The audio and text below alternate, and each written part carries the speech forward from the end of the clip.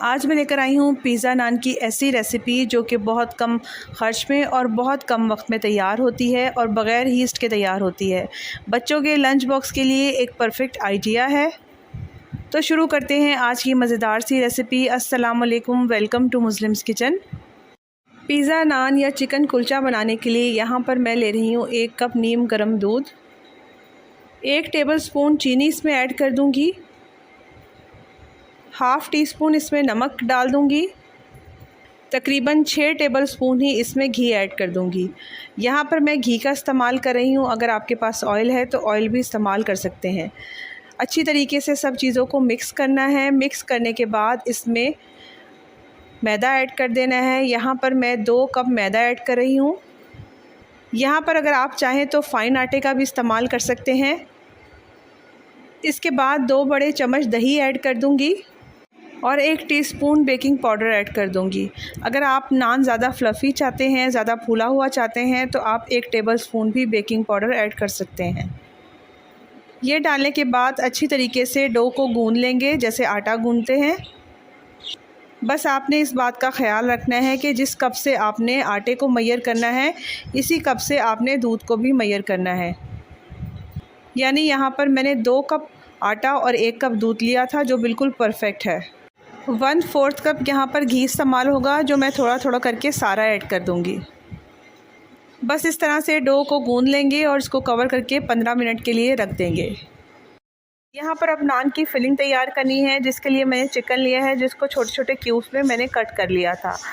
साथ ही मैंने 1 टीस्पून इसमें जिंजर गार्लिक पेस्ट ऐड कर दिया है। 1 टीस्पून ही इसमें लाल मिर्च पाउडर ऐड कर देंगे। थोड़ी सी इसमें चिली फ्लेक्स ऐड कर देंगे। हाफ़ टी स्पून इसमें धनिया ऐड कर दूंगी। नमक अपने टेस्ट के अकॉर्डिंग ऐड करेंगे। पिज़्ज़ा नान को मज़ीद टेस्टी बनाने के लिए हाफ़ टी स्पून ही इसमें तंदूरी मसाला ऐड कर रही हूँ। ये ऑप्शनल है, अगर आप चाहें तो इसमें ऐड कर सकते हैं। 3 टेबलस्पून इसमें केचप ऐड कर देंगे और 1 टेबलस्पून ही चिली सॉस ऐड कर दूँगी। यहाँ पर आप सराचा सॉस भी इस्तेमाल कर सकते हैं। ये सब डालने के बाद अच्छी तरीके से चिकन को मिक्स करेंगे और इसको कवर करके रख देंगे 5 से 7 मिनट के लिए, या डायरेक्ट भी आप इसको कुक कर सकते हैं। चिकन को पकाने के लिए पैन के अंदर मैंने 3 टेबलस्पून ऑयल ऐड कर दिया है। साथ ही इसमें मैरिनेट किया हुआ चिकन डाल देंगे और ऑयल में चिकन को मिक्स कर लेंगे। मिक्स करने के बाद यहाँ पर मैं हाफ़ टी स्पून ज़ीरा ऐड कर रही हूँ और हाफ़ टी स्पून ही गरम मसाला ऐड कर रही हूँ। ये डालने के बाद इसको थोड़ा सा भूनकर कवर करके रख देंगे तकरीबन 7 मिनट के लिए। आप चाहे तो यहाँ पर थोड़ा सा पानी भी ऐड कर सकते हैं।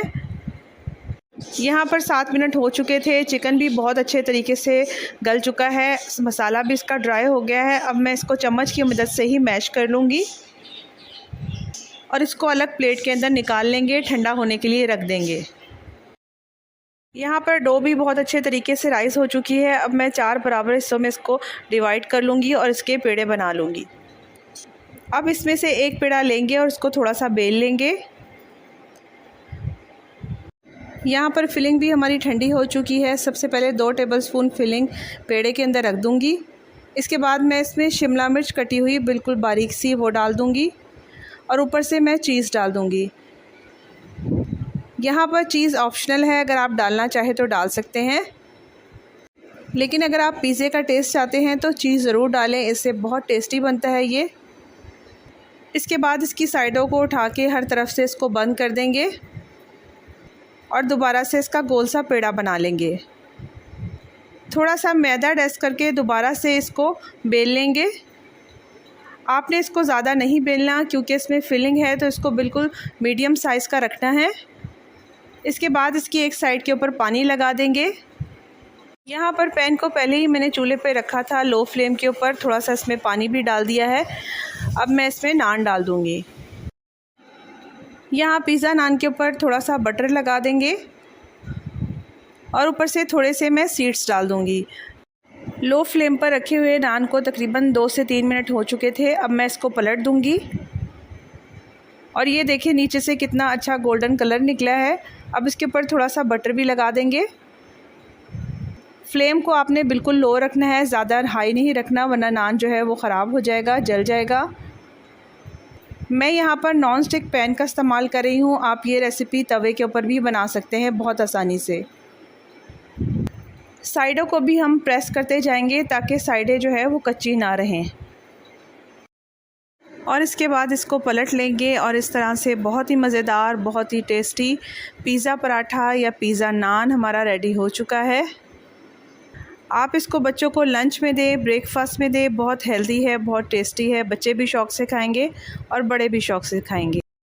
और देखना चाहते हैं ऐसी ही मज़ेदार ब्रेकफास्ट और लंच की रेसिपीज़ तो चैनल को ज़रूर सब्सक्राइब कीजिए, लाइक कीजिए और शेयर कीजिए। Thank you for watching.